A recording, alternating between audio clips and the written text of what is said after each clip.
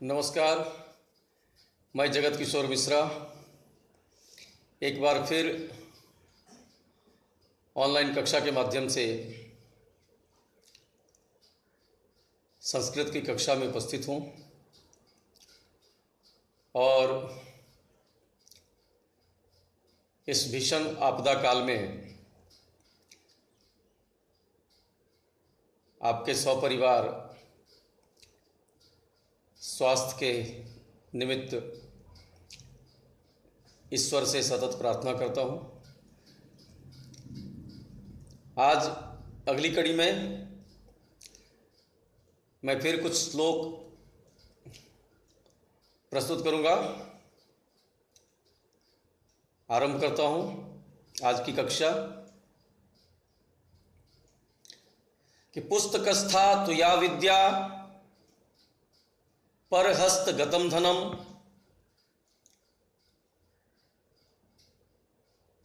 कार्यकाले समुत्पन्ने न सा विद्या न तद्धनम। सुभाषितानी की अगली कड़ी में मैं फिर से इस श्लोक को दोहराता हूँ कि पुस्तकस्था तुया विद्या परहस्त गतम धनम कार्यकाले समुत्पन्ने न सा विद्या न तद्धनम। अर्थात पुस्तकस्था तो या विद्या पुस्तकस्था, कि जो विद्या पुस्तक में स्थित है, जिस विद्या को पुस्तक में समाविष्ट किया गया हो, और परहस्त गतम धनम, दूसरों के परहस्त यानी दूसरों के हाथ में गया हुआ धन, ये दोनों, जिस विद्या का उल्लेख पुस्तक में हो और जो धन दूसरों के पास चला गया हो, तो कार्यकाले समुत्पन्ने न सा विद्या न तद्धनम। जब अतीव आवश्यकता पड़ती है, जब उस विद्या अथवा धन की आपको अतीव आवश्यकता होगी, तो न सा विद्या न तद्धनम, उस समय न तो वह विद्या रहेगी और न ही वह धन रहेगा। समझ गए? पुस्तक में स्थित विद्या अथवा दूसरों के हाथ में गया हुआ धन आवश्यकता पड़ने पर न वह विद्या रहती है, न वह धन हमारे किसी काम आता है।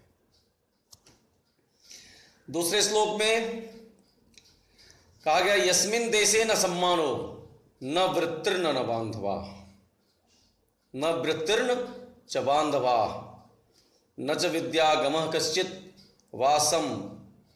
वासम तत्र न कार्येत।